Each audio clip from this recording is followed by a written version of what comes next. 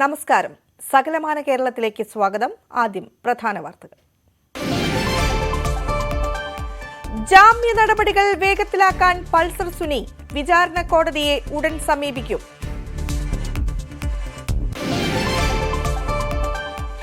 വിവാദങ്ങൾക്കിടെ cinema സംഘടന അമ്മ യോഗം ചേരും. പുതിയ സംഘടനയിൽ ഭാഗമല്ലെന്ന് ലിജോ ജോസ് പെല്ലിശ്ശേരി.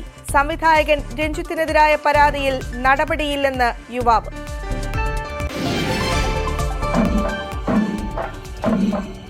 മടകളിൽ പുലികൾ ഒരുങ്ങുന്നു. തൃശൂർ നഗരത്തെ ആവേശം കൊള്ളിക്കാൻ 7 സംഘങ്ങൾ.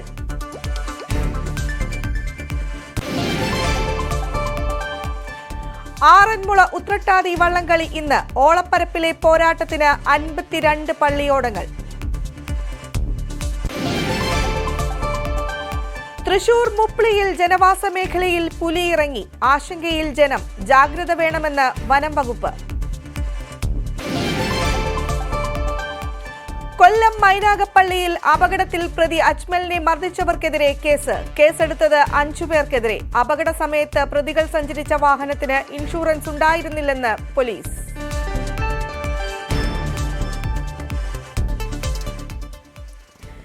വാർത്തകളിലേക്ക് വിശദമായി. സുപ്രീം കോടതിയിൽ നിന്ന് അനുകൂല ഉത്തരവ് ലഭിച്ചതോടെ ജാമ്യ നടപടികൾ വേഗത്തിലാക്കാൻ നടിയെ ആക്രമിച്ച കേസിലെ മുഖ്യപ്രതി പൾസർ സുനി നടപടിക്രമങ്ങൾ പൂർത്തിയാക്കാൻ വിചാരണ കോടതിയെ ഉടൻ സമീപിക്കും. വിചാരണ കോടതി തീരുമാനമെടുക്കുന്ന വ്യവസ്ഥകളോടെ ജാമ്യം നൽകണമെന്ന് സുപ്രീം കോടതി കഴിഞ്ഞ ദിവസം ഉത്തരവിട്ടിരുന്നു. വിവരങ്ങളുമായി ഡാനി പോൾ ചേരുകയാണ് കൊച്ചിയിൽ നിന്ന്. ഡാനി, ഈ നടപടിക്രമങ്ങൾ വേഗത്തിലാക്കാൻ സുപ്രീം കോടതി നിർദ്ദേശിച്ചിരുന്നു. ഒപ്പം തന്നെ അത് വേഗത്തിലാക്കാനുള്ള നടപടിക്രമങ്ങൾ പൾസർ സുനിയും ആരംഭിച്ചിരിക്കുകയാണ്. എന്തൊക്കെയാണ് വിവരങ്ങൾ? പൾസർ സുനിയുടെ അഭിഭാഷകർ ഇതുമായി ബന്ധപ്പെട്ട കാര്യങ്ങളിലേക്ക് കടന്നിട്ടുണ്ട്. കാരണം ഈ നടപടിക്രമങ്ങൾ വേഗത്തിലാക്കി എത്രയും പെട്ടെന്ന്, അതായത് ഒരു സമയം നിശ്ചയിച്ചിട്ടുണ്ട്, അതിനകം തന്നെയും ജാമ്യം നേടി പുറത്തു വരിക എന്നത് തന്നെയാണ് അവർ ഉദ്ദേശിക്കുന്നത്. പക്ഷെ അതോടൊപ്പം തന്നെയാണ് ഇതിനൊരു വ്യവസ്ഥകൾ നിശ്ചയിക്കണം എന്നതടക്കമുള്ള കാര്യങ്ങൾ പറഞ്ഞിരുന്നു. അതുമായി ബന്ധപ്പെട്ടുകൊണ്ടുള്ള നടപടിക്രമങ്ങളും അടക്കം പുരോഗമിക്കുകയാണ്. ഇതിൽ പ്രധാനമായും തന്നെയും ലക്ഷ്യമിടുന്നത് ഈ ജാമ്യ വ്യവസ്ഥകളുടെ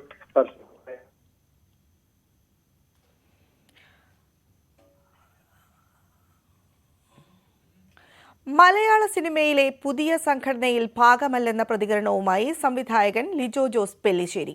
മാധ്യമങ്ങളിൽ പ്രചരിക്കുന്ന ചലച്ചിത്ര കൂട്ടായ്മയിൽ നിലവിൽ ഭാഗമല്ലെന്നും ക്രിയാത്മകമായ ചലച്ചിത്ര സംവിധായക നിർമ്മാതാക്കളുടെ സ്വതന്ത്ര കൂട്ടായ്മ എന്ന ആശയത്തോട് യോജിക്കുന്നതായും ലിജോ ജോസ് പെല്ലിശ്ശേരി പ്രതികരിച്ചു. കൂട്ടായ്മയുടെ ഭാഗമാകാൻ ആഗ്രഹിക്കുമ്പോൾ ഔദ്യോഗിക അറിയിപ്പുണ്ടാകും. ഇപ്പോൾ പ്രചരിക്കുന്നതൊന്നും തന്റെ അറിവോടെയല്ലെന്നും ലിജോ ജോസ് പെല്ലിശ്ശേരി ഫേസ്ബുക്കിൽ കുറിച്ചു. വിവാദങ്ങൾക്കിടെ അമ്മായോഗം ചേരുകയാണ്.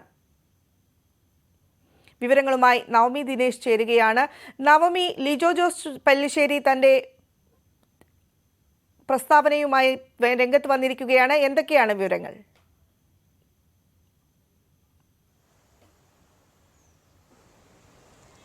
സുവി, കഴിഞ്ഞ ദിവസമായിരുന്നു പുതിയ ഒരു സംഘടന രൂപീകരിക്കുന്നു എന്ന് പറഞ്ഞുകൊണ്ട് ആഷിഖ് അബു ഒരു കുറിപ്പിറക്കിയത്. ആ കുറിപ്പിൽ പറയുന്നത് ചില സിനിമയിലെ തന്നെ ചില ആളുകൾ ചേർന്ന് പ്രോഗ്രസീവ് ഫിലിം മേക്കേഴ്സ് എന്നുള്ളൊരു അസോസിയേഷൻ തുടങ്ങുന്നു എന്ന്. ആ കുറിപ്പിലുള്ളത് അഞ്ജലി മേനോൻ, ലിജോ ജോസ് പെല്ലിശ്ശേരി, ആഷിഖ് അബു, രാജീവ് രവി, റിമ കല്ലിങ്കൽ, ബിനീഷ് ചന്ദ്ര, അങ്ങനെ ഇത്ര പേരുടെ പേരുകൾ വെച്ചുകൊണ്ടായിരുന്നു ആ കുറിപ്പ് വന്നത്. ഇവരെല്ലാവരും കൂടി ചേർന്നാണ് പുതിയൊരു സംഘടന ഉണ്ടാക്കുന്നതായി അറിയിച്ചത്. പക്ഷേ ഇതിനെ തള്ളിക്കൊണ്ട് ലിജോ ജോസ് പെല്ലിശ്ശേരി രംഗത്തെത്തിയിരിക്കുകയാണ്.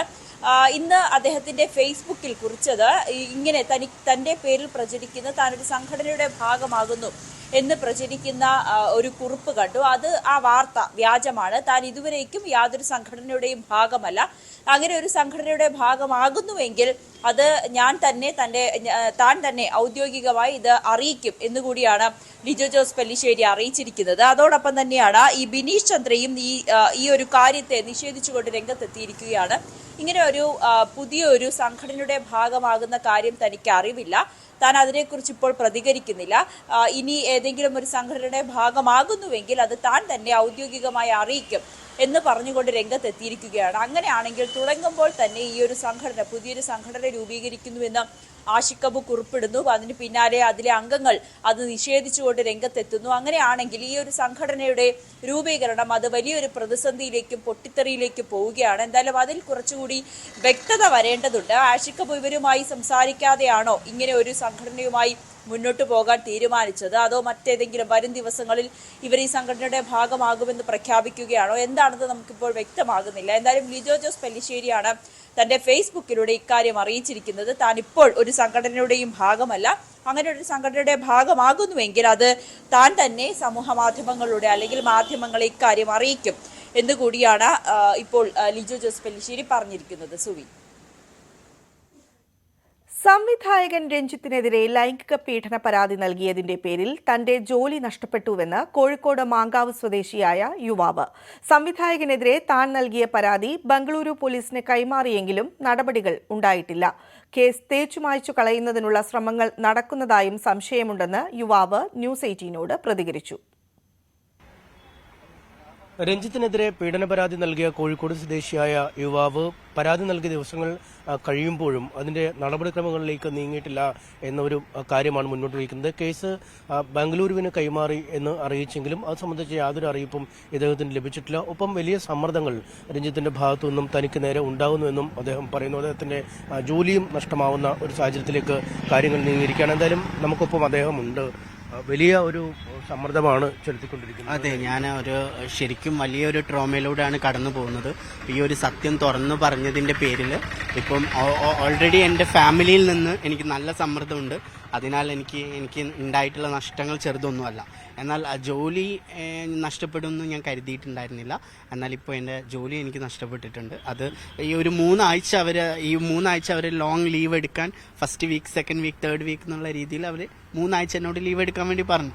അപ്പോൾ ഈ ഫസ്റ്റ് വീക്ക്, സെക്കൻഡ് വീക്ക് ആയപ്പോൾ തന്നെ എനിക്കറിയാമായിരുന്നു ഇത് ജോലി ഇനി തുടരാനുള്ള ചാൻസ് കുറവാണെന്ന്. പിന്നെ മാനേജറെ വിളിച്ചപ്പോഴും അവരുടെ ഭാഗത്തു നിന്നൊരു റെസ്പോണ്ട് എനിക്ക് ഉണ്ടായിട്ടുണ്ടായിരുന്നില്ല. അപ്പോൾ തീർച്ചയായിട്ടും ജോലി ഇന്ന് എന്നെ ഗ്രൂപ്പിൽ നിന്നെല്ലാം അവർ റിമൂവ് ചെയ്തു. സോ എൻ്റെ ജോലിയുടെ കാര്യത്തിലും ഏകദേശം തീരുമാനമായി. നമ്മൾ സത്യങ്ങൾ തുറന്നു പറയുമ്പോൾ നമുക്കുണ്ടാവുന്ന മാനസികമായി ഓൾറെഡി ഞാനൊരു പ്രശ്നത്തിലാണ്. ഇതിൻ്റെ ഇടയ്ക്ക് ജോലിയുടെ ഭാഗത്തു നിന്നും അപ്പോൾ ഇതൊക്കെ എനിക്കറിയാം. ഞാനൊരു സത്യം തുറന്നു പറഞ്ഞത് കൊണ്ട് മാത്രമാണ് ഇത്രയും ഉന്നതിയിലുള്ള ഒരു സംവിധായകനെ കുറിച്ച് മോശം പറയേണ്ട ഒരു ആവശ്യം എനിക്കില്ല. അന്ന് സംഭവിച്ച എനിക്കുണ്ടായിട്ടുള്ള വളരെ വിഷമകരമായ ഒരു സാഹചര്യം അല്ലെങ്കിൽ ഒരു അവസരത്തിന് വേണ്ടി പോയപ്പോൾ എനിക്ക് ഉണ്ടായിട്ടുള്ള ഒരു മോശം അവസ്ഥ ഞാൻ തുറന്നു പറഞ്ഞു വർഷങ്ങൾക്ക് ശേഷം. അന്ന് ഇതിന് പറ്റിയൊരു സാഹചര്യമല്ലായിരുന്നു. അതുകൊണ്ട് ആരും ഇത് കേൾക്കാൻ തയ്യാറാവുകയോ ഇതുകൊണ്ട് ഒന്നും ലഭിക്കുകയോ ഇല്ല എന്ന് മനസ്സിലായി. ലഭിക്കുക മീൻസ് നീതി ലഭിക്കില്ല എന്ന് അന്നേ അവർ പറഞ്ഞിരുന്നു. എന്നാൽ അത് തുറന്നു പറയാൻ ഇന്ന് ഞാൻ മനസ്സ് കാണിച്ചപ്പോൾ എനിക്ക് അതുകൊണ്ട് ഉണ്ടായിട്ടുള്ള നഷ്ടങ്ങളാണ് കൂടുതൽ. എന്താണ് ഈ ജോലി പുറത്താകാൻ അല്ലെങ്കിൽ അവധി എടുക്കാൻ പറയാനുള്ള കാരണം എന്തായിരുന്നു? എന്താണ് അവർ ചൂണ്ടിക്കാണിച്ചത്? ഇത് ആക്ച്വലി ഇതിൻ്റെ ഇടയിൽ ഒരു ഇൻഫ്ലുവൻസ് നടന്നിട്ടുണ്ട്. സംവിധായകൻ രഞ്ജിത്ത് എൻ്റെ ജോലി സ്ഥാപനത്തിൽ അവരുടെ മെയിൻ അഥവാ എൻ്റെ CEO ആണെങ്കിലും എൻ്റെ GM ആണെങ്കിലും അവരുമായി രഞ്ജിത്ത് ബന്ധപ്പെടുകയും ഞാൻ ഇന്ന ഹോട്ടലിലാണ് KPM ട്രിപ്പൻ്റെയിലാണ് വർക്ക് ചെയ്യുന്നതെന്നുള്ള അവർക്ക് പൂർണ്ണമായ ബോധ്യമുണ്ട്. അതിനാൽ അവരെന്നോട് ഈ ബൈറ്റ് കൊടുത്തതിന് പിറ്റത്തെ ദിവസം എന്നോട് നേരിട്ട് കണ്ട് സംസാരിക്കാൻ ആവശ്യപ്പെടുകയാണ് ചെയ്ത്. അങ്ങനെ ഞങ്ങൾ ഒരു ബോർഡ് റൂമിൽ ഇരുന്ന് ഏകദേശം 3-4 മണിക്കൂർ സംസാരിച്ചു. ഈ സംസാരത്തിനിടയിൽ രഞ്ജിത്ത് 3-4 വട്ടം എൻ്റെ പ്രസാദ് നായർ എന്ന് പറഞ്ഞ അദ്ദേഹത്തെ വിളിക്കുന്നുണ്ടായിരുന്നു. അവരുടെ അഡ്വക്കേറ്റ് സംസാരിക്കുന്നുണ്ടായിരുന്നു. അപ്പോൾ ഇത് ലീഗലി DGPക്ക് കൈമാറിയതുകൊണ്ട് ഞാൻ കംപ്ലൈൻറ്റ് റേസ് ചെയ്തതുകൊണ്ട് അത് വിഡ്രോ ചെയ്യാൻ പറ്റില്ല എന്ന് അവരുടെ അഡ്വക്കേറ്റ് തന്നെ ഈ അഡ്വക്കേറ്റ് തന്നെ രഞ്ജിത്തിനോട് ആവശ്യപ്പെടുകയും അപ്പോൾ എന്തെങ്കിലും ഒരു ഫിനാൻഷ്യൽ ഓഫർ എന്നോട് ചെയ്താൽ പോലും ഇത് എന്തായാലും കംപ്ലൈന്റ് പോയി, അതിനി തിരിച്ച് വിഡ്രോ ചെയ്യാൻ പറ്റില്ല എന്നുള്ള ഒരു അഡ്വൈസാണ് അദ്ദേഹത്തിന് കൊടുത്തത്. ഈ അഡ്വൈസ് കൊടുത്തത് പ്രകാരമായിരിക്കണം അവരെന്നോട് പറഞ്ഞത് നമുക്കിതിൽ ഇനി കൂടുതൽ ഒന്നും ചെയ്യാനില്ല, ഇനി കഴിയുന്നത് ബൈറ്റ്സ് കൊടുക്കാതിരിക്കുക, അല്ലെങ്കിൽ നിനക്ക് എന്താണോ നീ തോന്നുന്നത്, കാരണം നിന്റെ ഫ്യൂച്ചറാണ്, നിന്റെ ലൈഫാണ്, ഞങ്ങൾ നിന്റെ കൂടെ ഉണ്ട്, കാരണം നീ ഇവിടെ വർക്ക് ചെയ്യുന്നതാണെന്നൊക്കെയാണ് അന്ന് പറഞ്ഞത്. ഇത് കഴിഞ്ഞ് സെക്കൻഡ് ഡേ തേർഡ് ഡേ ആയപ്പോൾ എനിക്ക് എന്നെ ആളുകൾ ഐഡന്റിഫൈ ചെയ്യാൻ തുടങ്ങി. അതുകൊണ്ട് എന്നോട് പറഞ്ഞു തൽക്കാലം അവർക്ക് ഭയങ്കര പ്രഷർ ഉണ്ടായി. രഞ്ജിത്തിന്റെ ആളുകളാണോന്ന് എനിക്കറിയില്ല. ഞങ്ങളുടെ GMനും ഞങ്ങളുടെ ഫ്രണ്ട് ഓഫീസ് മാനേജറിനും ഡയറക്ടേഴ്സിനും കോൾസ് ഒരുപാട് വന്നിട്ടുണ്ട് എൻ്റെ ഈ ഒരു വിഷയം കാരണം. അതുകൊണ്ട് എന്നോട് ഒരു 1 വീക്ക് ലീവ് എടുക്കാൻ പറഞ്ഞു. പിന്നെ 2 വീക്കായി, അത് 3 വീക്കായി. സോ ഞാൻ പിന്നെ അന്വേഷിച്ചപ്പോൾ എനിക്ക് മനസ്സിലായത് ജോലിയിൽ നിന്ന് അവരെന്നെ മാറ്റി നിർത്തി എന്നുള്ളത്. ഈ കേസ് ബാംഗ്ലൂരുവിലേക്ക് മാറ്റുമെന്നാണ് പോലീസ് നേരത്തെ കോടതിയിൽ അറിയിച്ചത്. കാരണം ഈ സംഭവങ്ങൾ നടന്നതൊക്കെ ബാംഗ്ലൂരുവിൽ വെച്ചാണ്. അക്കാര്യത്തിൽ എന്തെങ്കിലും ഒരു അറിയിപ്പ് ലഭിച്ചോ? അവിടെ കേസ് ഇതിനിടയ്ക്ക് മുൻകൂർ ജാമ്യം രഞ്ജിത്തിന് ലഭിച്ചു. അദ്ദേഹത്തിന്റെ അഭിഭാഷകൻ പറഞ്ഞ പോലെ ഈ സംഭവം നടന്ന ഹോട്ടൽ 2015 ഉദ്ഘാടനം കഴിഞ്ഞെന്ന് അദ്ദേഹം പറഞ്ഞു. എന്നാൽ എന്നെ കൊണ്ടുപോയ ഹോട്ടൽ ആ ഹോട്ടലല്ല. കാരണം എനിക്ക് നല്ല ഓർമ്മയുണ്ട്, ഓൾഡ് എയർപോർട്ട് എന്ന് പറയുന്നത് 2012 കെമ്പഗൌഡ വീണ്ടും ആവുന്നത്. അതിന് മുമ്പ് അവിടെ ഒരു ഓൾഡ് എയർപോർട്ട് HAL എയർപോർട്ട് ഉണ്ട്. അതിനടുത്തുള്ള താജിൽ വെച്ചിട്ടാണ് അദ്ദേഹം എന്നോട് വരാൻ പറഞ്ഞത്. അത് എനിക്ക് ഓർമ്മയുണ്ട്. അപ്പോൾ ഇതിന് വാദിക്കാനോ അല്ലെങ്കിൽ എൻ്റെ പബ്ലിക് പ്രോസിക്യൂട്ടർ ആരാണെന്ന് പോലും ഇവരോട് ചോദിച്ചപ്പോൾ ഇവർക്ക് അവരെ കോൺടാക്ട് ചെയ്യേണ്ട, ഇത് ബാംഗ്ലൂരിലേക്ക് ഹാൻഡ് ഓവർ ചെയ്തു എന്നാണ് പറഞ്ഞത്. അപ്പം ഇപ്പം അവർ പറയുന്നത്, ഇതിൻ്റെ മേലുദ്യോഗസ്ഥർ പറയുന്നത് കേസ് ഓൾറെഡി ബാംഗ്ലൂരിലേക്ക് ഹാൻഡ് ഓവർ ചെയ്തു, ഇനി ബാംഗ്ലൂരിലെ ആളുകൾ നിന്നെ കോൺടാക്ട് ചെയ്തോളൂ എന്നാണ് പറഞ്ഞത്. ഇതുവരെ എനിക്കൊരു കോൾസും വന്നിട്ടില്ല. ഇത് തേച്ച് മായ്ക്കപ്പെടുമോ എന്നുള്ള ഭയവും അതിനപ്പുറം എൻ്റെ ജീവിതം ഇനി എന്തായി തീരും. ഞാൻ ഇത്ര വലിയൊരു കോൺട്രവേഴ്സിയാണ്, ഇതിൽ സത്യമുണ്ട്. അതുകൊണ്ടാണ് ഞാൻ ഇപ്പോഴും സ്റ്റാൻഡ് ബൈ ആവുന്നത്. ആളുകൾ എന്ത് വേണേലും പറഞ്ഞോട്ടെ. ഇപ്പോൾ ഇതിനിടയ്ക്ക് പല നടന്മാരെക്കുറിച്ചും ഫേക്ക് ന്യൂസസ് വന്നു, ആരോപണങ്ങൾ വന്നു. പക്ഷെ അത് സത്യമല്ലായിരുന്നു. പക്ഷെ ഞാൻ പറഞ്ഞ കാര്യത്തിൽ 100% ഞാൻ ഉറച്ചു നിൽക്കുന്നുണ്ട്. രഞ്ജിത്ത് എന്നോട് അങ്ങനെ ചെയ്തത് സത്യമാണെന്നുള്ളത്. തീർച്ചയായിട്ടും സത്യം പുറത്തു വരും. എന്തായാലും ഈ കേസ് തേച്ച് മായ്ച്ച് കളയപ്പെടും എന്നൊരു ആശങ്കയാണ് അദ്ദേഹം പങ്കുവെക്കുന്നത്. ഒപ്പം ഭാവി ജോലി കൂടി നഷ്ടമായതോടെ ഭാവി ഒരു ചോദ്യചിഹ്നമായി മാറുന്ന ഒരു സാഹചര്യം കൂടിയാണ് നിലവിൽ ഉള്ളത്. ഹേമ കമ്മിറ്റി റിപ്പോർട്ടിന്റെ പശ്ചാത്തലത്തിൽ പുറത്തുവന്ന കാര്യങ്ങളോട് പ്രതികരിക്കാതെ നടൻ സുധീഷ്. കോഴിക്കോട് ഒരു പരിപാടിയിൽ പങ്കെടുക്കാൻ എത്തിയപ്പോഴാണ് മാധ്യമങ്ങളുടെ ചോദ്യത്തിൽ നിന്ന് സുധീഷ് ഒഴിഞ്ഞുമാറിയത്. കോഴിക്കോട് സ്വദേശിയായ ജൂനിയർ ആർട്ടിസ്റ്റ് നൽകിയ പരാതിയിൽ സുധീഷിനെതിരെ കേസെടുത്തിരുന്നു.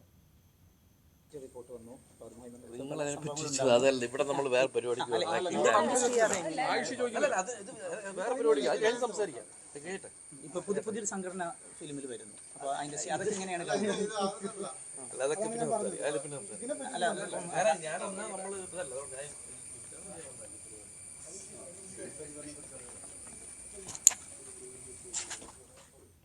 ഇനിയൊരു ഇടവേള.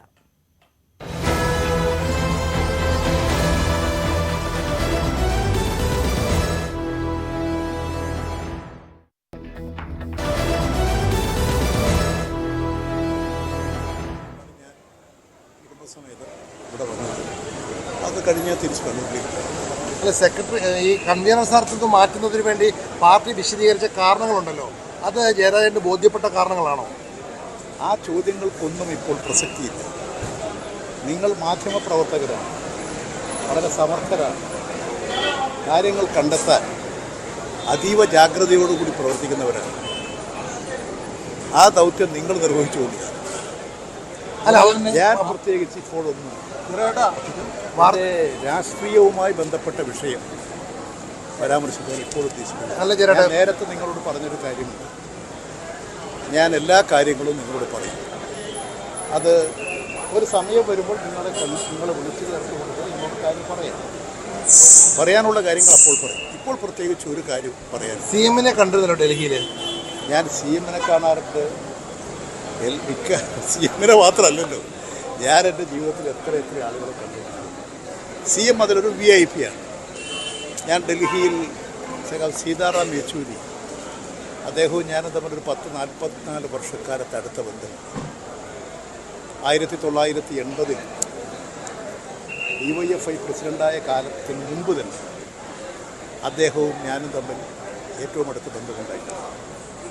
ഞങ്ങളൊരു വിദേശ പ്രതിസംഘത്തിൽ മരിച്ചുപോയ ബുദ്ധദേവ് ഭട്ടാചാര്യ, ഞാൻ, സീതാറാം, നേപ്പാൾ ദേവ്, അന്നത്തെ SFIയുടെ ഓൾ ഇന്ത്യ സെക്രട്ടറി, ഞങ്ങൾ 4 പേര് ഡൽഹിയിൽ നിന്ന് മോസ്കോവിലേക്കും പിന്നെ മോസ്കോവിൽ നിന്ന് ഒരു 2 ആഴ്ചക്കാലം ഒന്നിച്ച് നടന്നിട്ടുള്ളവരാണ്. അന്ന് മുതലുള്ള ഞങ്ങളുടെ ആ ഏറ്റവും അടുത്ത സാഹോദര്യവും സൗഹൃദവും സഖാവെന്നുള്ള നിലയിലുള്ള ബന്ധങ്ങളും അദ്ദേഹത്തിൻ്റെ മരണം വരെ കാത്തുസൂക്ഷിച്ചു. അദ്ദേഹം മരണപ്പെട്ടു എന്നറിഞ്ഞപ്പോൾ എനിക്ക് വല്ലാത്തൊരു ദുഃഖവും വേദനയും ഉണ്ടായി. അദ്ദേഹത്തിന് അസുഖം ബാധിച്ച് എയിംസിൽ പ്രവേശിപ്പിക്കപ്പെട്ടപ്പോൾ തന്നെ അവിടെ എത്താൻ ആഗ്രഹിച്ചു. പക്ഷേ അവിടെ ആരെയും പ്രവേശിപ്പിക്കുന്നില്ല. കാണാൻ കഴിയില്ല എന്ന് പറഞ്ഞതുകൊണ്ട് ഞാൻ ഇന്നലെ തിരിച്ച് ആ യാത്ര മാറ്റിവെക്കുകയായിരുന്നു. അപ്പോഴാണ് പെട്ടെന്ന് അദ്ദേഹത്തിൻ്റെ മരണവാർത്ത അറിഞ്ഞപ്പോൾ എത്രയും പെട്ടെന്ന് അവിടെ എത്തുക എന്നുള്ളതാണ്, അദ്ദേഹത്തെ കാണുക എന്നുള്ളതാണ്. അന്ന് വൈകുന്നേരം 3 മണിക്കാണ് ഈ വാർത്ത വരുന്നത്, മാധ്യമത്തിലാണ് ഞാൻ കാണുന്നത്. എൻ്റെ ഒരു പ്രതീക്ഷ തൊട്ടടുത്ത ദിവസം തന്നെ ഇത് AKG ഭവനിൽ കൊണ്ടുവരും, അവിടെ പൊതുദർശനമുണ്ടാകും, അതിനുശേഷമാണ് മറ്റു കാര്യങ്ങൾ. അതുകൊണ്ട് എത്രയും പെട്ടെന്ന് ഡൽഹിയിലേക്ക് എത്തുക എന്നുള്ളത് നോക്കിയപ്പോൾ അന്ന് കേരളത്തിൽ നിന്ന് കോഴിക്കോട് നിന്ന് മാത്രമേ ഫ്ലൈറ്റുള്ളൂ, രാത്രി 10:30. ഞാൻ അതുവരെ കഴിഞ്ഞ 2 വർഷക്കാലമായി യാത്ര ചെയ്യാതിരുന്ന ഇൻഡിഗോ ഫ്ലൈറ്റ് മാത്രമേ ഉള്ളൂ. ഞാൻ ആ കാര്യങ്ങൾക്ക് ആ സമരം അന്ന് അവസാനിപ്പിക്കാൻ തീരുമാനിച്ചു. നേരെ കോഴിക്കോടേക്ക് ട്രെയിനിൽ വന്ന് ട്രെയിനിൽ നിന്ന് ഞാൻ പത്രയുടെ കോഴിക്കോട് എയർപോർട്ടിൽ നിന്ന് പത്രയുടെ ഫ്ലൈറ്റും ഞാൻ എനിക്ക് തോന്നുന്നു 1 മണി ഡൽഹിയിലെത്തി. പിറ്റേന്ന് രാവിലെ നോക്കുമ്പോൾ ആ പരിപാടികളൊക്കെ വന്നപ്പോൾ അന്ന് വൈകുന്നേരം 6 മണിക്ക് മാത്രമേ AKG ഭവനിലേക്ക് ഓടിയെത്തും. അതുകൊണ്ട് ഞാൻ അവിടെ നിന്ന് പിറ്റേ ദിവസം അന്ന് അദ്ദേഹത്തിൻ്റെ വീട്ടിൽ പോയി അദ്ദേഹത്തിൻ്റെ സഹധർമ്മിണിയും കുടുംബാംഗങ്ങളെയും എല്ലാം കണ്ടു. അല്ല ചേട്ടാ, ആ അന്നത്തെ ഇൻഡിഗോയുടെ സമരം അവസാനിപ്പിച്ചല്ലോ, അതേപോലെ ഇപ്പോൾ പാർട്ടിയുമായിട്ടൊരു സമരത്തിലാണോ? എനിക്ക് പറയാനുള്ള കാര്യം ഞാൻ നിങ്ങളോട് പറഞ്ഞു കൊള്ളാം. ഇപ്പോൾ എനിക്ക് പ്രത്യേകിച്ച് ഒരു കാര്യവും പറയാനില്ല. പക്ഷേ പാർട്ടിയുമായി ബന്ധപ്പെട്ടിട്ടുള്ള കാര്യങ്ങളൊന്നും പറയാനല്ല. ഞങ്ങൾ ആവർത്തിച്ച് ചോദിക്കാൻ കാരണം പൊതുസമൂഹത്തിൽ BJP നേതാവിനെ കണ്ടതിന് കുറ്റാരോപിതനായി LDF കൺവീനർ പുറത്തുപോയ വ്യക്തിയാണ് EP. അതുകൊണ്ട് അങ്ങനെ ഒരു കുറ്റക്കാരനായി പൊതുസമൂഹത്തിന് മുമ്പിൽ നിൽക്കുന്നത് കൊണ്ടാണ് ഞങ്ങൾ ആവർത്തിച്ച് ചോദിക്കുന്നത്. ഞാൻ പ്രത്യേകിച്ച് എന്തെങ്കിലും നേടാൻ ആഗ്രഹിക്കുന്നില്ല. ഞാൻ എൻ്റെ ജീവിതവും എല്ലാ കാര്യങ്ങളും ഈ നാടിൻ്റെ മുമ്പിൽ ഞാൻ മനസ്സിലാക്കുന്ന ഒരു തുറന്ന പുസ്തകമാണ്. എല്ലാവർക്കും എല്ലാ കാര്യങ്ങളും അറിയാം. മാധ്യമക്കാർക്കും ഈ കാര്യങ്ങളെക്കുറിച്ചൊക്കെ നല്ല നിശ്ചയമുണ്ട്. അതുകൊണ്ട് നിങ്ങൾ അന്വേഷിച്ച് നിങ്ങൾക്ക് ശരിയെ തോന്നുന്ന കാര്യങ്ങൾ പറയുക. ഞാൻ പറഞ്ഞ് അത് പ്രസിദ്ധീകരിക്കാൻ ആഗ്രഹിക്കുന്നു. അത് നിങ്ങൾ ബന്ധപ്പെട്ട പാർട്ടി നേതാക്കളോട് ചോദിക്കുക. പക്ഷെ ഞാൻ പറയേണ്ട കാര്യങ്ങൾ പറഞ്ഞിട്ടുണ്ട് എന്ന് മാത്രമല്ല, കഴിഞ്ഞ ഓണ ദിവസം റിപ്പോർട്ടർ ചാനൽ ഡോക്ടർ അരുൺകുമാറുമായിട്ടുള്ള ഒരു സംഭാഷണത്തിൽ ഞാൻ എൻ്റെ കാര്യങ്ങളെല്ലാം വിശദീകരിച്ചിട്ടുണ്ട്. ഇനി നിങ്ങൾക്ക് കൂടുതൽ ഗവേഷണം നടത്തി ഞാൻ പറഞ്ഞത് തെറ്റുണ്ടോ ശരിയുണ്ടോ എന്തൊക്കെയാണെന്നൊരു കാര്യം നിങ്ങൾ കണ്ടു.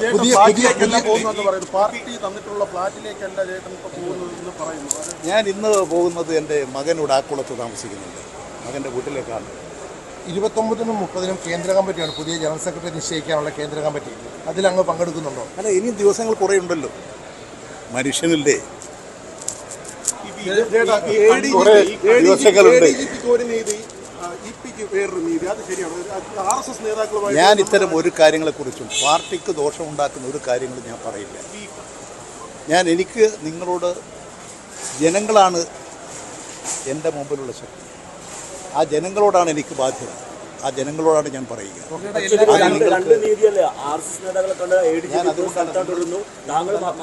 നിങ്ങൾ നല്ല പ്രതിഭാശാലികളായ നല്ല ചിന്താശക്തിയുള്ള കഴിവുള്ള പത്രപ്രവർത്തകരാണ്, ഗവേഷക താല്പര്യമുള്ളതാണ്. നിങ്ങളിപ്പോൾ പല കാര്യങ്ങളും ഗവേഷണം നടത്തിക്കൊണ്ടിരിക്കുന്നവരാണ്. നിങ്ങൾ അന്വേഷിക്കുക, നിങ്ങൾക്ക് പറയാനുള്ള കാര്യങ്ങൾ ഞാൻ പറഞ്ഞ കാര്യം പ്രക്ഷേപണം ചെയ്യുന്ന ഒരു വേദിയാക്കി ഇത്തരം വിഷയങ്ങൾ കൊണ്ടുവരാൻ. ഈ കണ്ണൂരിൽ യുവാക്കൾ തീവ്രവാദ സംഘടനയുടെ ഭാഗമാകുന്നുവെന്ന് കഴിഞ്ഞ ദിവസം അതിലെന്തെങ്കിലും വാസ്തവം? കേരളത്തിൽ പൊതുവെ തീവ്രവാദ സംഘടനകളെ നല്ലതുപോലെ നിരീക്ഷിച്ച് നടപടി സ്വീകരിച്ചുകൊണ്ടിരിക്കുന്ന ഒരു ഗവൺമെൻറ്റാണ് ഇവിടെയുള്ളത്. യഥാർത്ഥത്തിൽ ഞാൻ മനസ്സിലാക്കിയത് ഇവിടെ തീവ്രവാദ പ്രവർത്തനം അസാധ്യമാക്കിയിട്ടുണ്ട് എന്നുള്ളതാണ്. അതുകൊണ്ട് തന്നെ ഈ തീവ്രവാദ സംഘടനകൾ അവരുടെ ഒരു ശത്രുവെ പോലെ കാണുന്നതാണ് ഇവിടുത്തെ ഗവൺമെൻറ്റും അതുപോലെ തന്നെ ഇവിടെയുള്ള ഇടതുപക്ഷം. എൻ്റെ ഒരു അനുഭവം അതാണ്. പലർക്കും വ്യത്യസ്തമായ അനുഭവങ്ങളോ കാര്യങ്ങളോ ഉണ്ടായേക്കും. ആ അനുഭവങ്ങളുടെ അടിസ്ഥാനത്തിൽ അവർ രേഖപ്പെടുത്തുന്നത് അവരുടെ അനുഭവ കാര്യങ്ങളാണ്. ഞാൻ മനസ്സിലാക്കുന്നത് കേരളമാണ് ഈ തീവ്രവാദ പ്രവർത്തനങ്ങൾക്ക് കടന്നു വരാൻ കഴിയാത്ത ഒരു സംസ്ഥാനം. ഇവിടെ മതസാഹോദര്യവും സന്തോഷവും സംതൃപ്തിയും ജനങ്ങൾക്കുണ്ടാക്കാൻ അതീവ ജാഗ്രതയോടുകൂടി പ്രവർത്തിച്ചുകൊണ്ടിരിക്കുന്ന ഒരു ഗവൺമെൻറ്. അതുകൊണ്ട് തന്നെ ഇവിടെ എല്ലാ ജനവിഭാഗവും ജാതിമത ഭേദമില്ലാതെ എല്ലാവരും ഏകോദര സഹോദരങ്ങളെപ്പോലെ ജീവിക്കുന്നുണ്ട്. ഒരു തീവ്രവാദ പ്രവർത്തനങ്ങളും കേരളത്തിൽ ഈ ഗവൺമെൻറ് അനുവദിക്കില്ല എന്ന് തന്നെയാണ് ഞാൻ മനസ്സിലാക്കുന്നത്. പാർട്ടി ഇപ്പോൾ അങ്ങോട്ട് കാണിക്കുന്ന സമീപനത്തിൽ വ്യക്തിപരമായിട്ട് വേദനയുണ്ട്, കൃത്യമായൊരു സംരക്ഷണം കിട്ടുന്നില്ല. അത് ശരിയല്ല ചേട്ടാ? ഞാൻ ഒരുപാട് വേദനയും ദുഃഖങ്ങളൊക്കെ അനുഭവിച്ച് വളർന്നു വന്ന ഒരാളാണ്. തീക്ഷ്ണമായ പരീക്ഷണങ്ങൾ നേരിട്ട് കടന്നു വന്ന ഒരാളാണ്. അതുകൊണ്ട് എനിക്ക് ഇത്തരത്തിലുള്ള കാര്യങ്ങളൊന്നും ഒരു പുതുമയല്ല.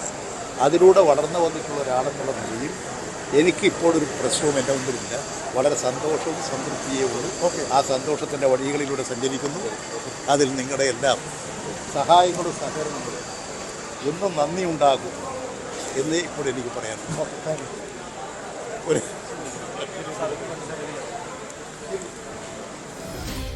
ഇ.പി. ജയരാജൻ മാധ്യമങ്ങളെ കാണുകയായിരുന്നു. പാർട്ടിയുമായി ബന്ധപ്പെട്ട ഒന്നും തനിക്ക് പറയാനില്ല, ഒന്നും നേടാൻ ആഗ്രഹിക്കുന്നില്ല. കേന്ദ്ര കമ്മിറ്റിയിൽ പങ്കെടുക്കുന്നതിൽ നിലപാട് പറയാതെ പിൻവാങ്ങുകയാണ് ഇ.പി. ജയരാജൻ. പാർട്ടിക്ക് ദോഷമുണ്ടാക്കുന്ന ഒന്നും താൻ പറയാനില്ല. തന്റെ ജീവിതം ഒരു തുറന്ന പുസ്തകമാണ്. സമയമാകുമ്പോൾ താൻ എല്ലാ കാര്യങ്ങളിലും പറഞ്ഞുകൊള്ളാം.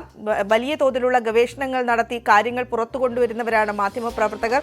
അവർ സ്വന്തം നിലയ്ക്ക് തന്നെ കാര്യങ്ങൾ പറയട്ടെ എന്നും ഇ.പി. ജയരാജൻ പറഞ്ഞു. പാർട്ടിക്ക് ദോഷമുണ്ടാക്കുന്ന ഒന്നും പറയാനില്ല എന്നാണ് ഇ.പി. ജയരാജൻ മാധ്യമങ്ങളോട് പ്രതികരിച്ചത്.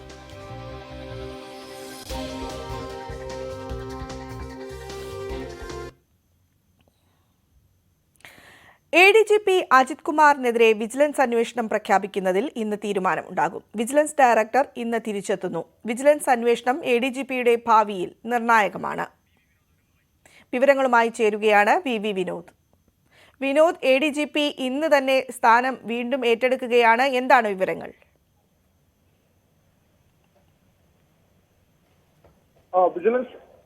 വിജിലൻസ് ഡയറക്ടറാണ് അവധി കഴിഞ്ഞ് ഇന്ന് വരുന്നത്. ADGP മാറ്റിയിട്ടില്ല. സ്ഥാനം ഏറ്റെടുക്കാൻ അദ്ദേഹത്തെ ഇതുവരെ ADGPക്ക് ഏതെങ്കിലും തരത്തിൽ സ്ഥാനത്തിന് മാറ്റം സംഭവിച്ചിട്ടില്ല. അദ്ദേഹം ഇപ്പോഴും ലോ ആൻഡ് ഓർഡർ ADGP സ്ഥാനത്ത് തന്നെ തുടരുകയാണ്. ഏതായിരുന്നാലും ഈ നേരത്തെ തന്നെ പ്രഖ്യാപിച്ച കാര്യങ്ങളുണ്ട്. അതിലൊന്നും നടപടി ഇതുവരെ വേഗത്തിൽ ഉണ്ടാകുന്നില്ല എന്നതൊരു പ്രധാനപ്പെട്ട കാര്യമായി കാണേണ്ടിയിരിക്കുന്നു. അതിൽ തന്നെ വിജിലൻസ് അന്വേഷണത്തിനുള്ള ശുപാർശ അത് DGP നേരത്തെ മുഖ്യമന്ത്രിക്ക് നൽകിയതാണ്. ADGPയുടെ അനധികൃത സ്വത്ത് സമ്പാദനം എന്ന പരാതി അത് നേരത്തെ PV അൻവർ ഉന്നയിച്ച ഒരു കാര്യമാണ്. ആ കാര്യത്തിൽ അന്വേഷണം നടത്താൻ നേരത്തെ തീരുമാനിക്കുകയും എന്നാൽ ഇതുവരെ അത് സംബന്ധിച്ച ഉത്തരവ് പുറത്തിറങ്ങിയിട്ടുമില്ല. അതുപോലെ തന്നെയാണ് ഈ RSS നേതാക്കളുമായി നടത്തിയ കൂടിക്കാഴ്ച. ആ കൂടിക്കാഴ്ച സംബന്ധിച്ചുള്ള ആരോപണം ഉയർന്നു വന്നു. CPI ഉൾപ്പെടെ ഘടകകക്ഷികൾ ഇക്കാര്യത്തിൽ അന്വേഷണം ആവശ്യപ്പെട്ടു. അന്വേഷണം ഉണ്ടാകുമെന്ന് മുഖ്യമന്ത്രി പറഞ്ഞിരുന്നെങ്കിലും ഇതുവരെ അത് സംബന്ധിച്ച ഉത്തരവും പുറത്തിറങ്ങിയിട്ടില്ല.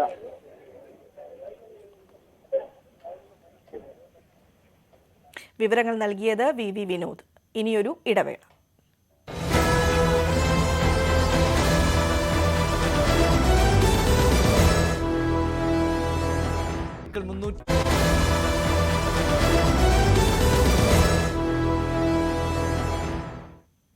വാർത്തകളിലേക്ക് വീണ്ടും. ഇന്ന് പുലിപ്പൂരം.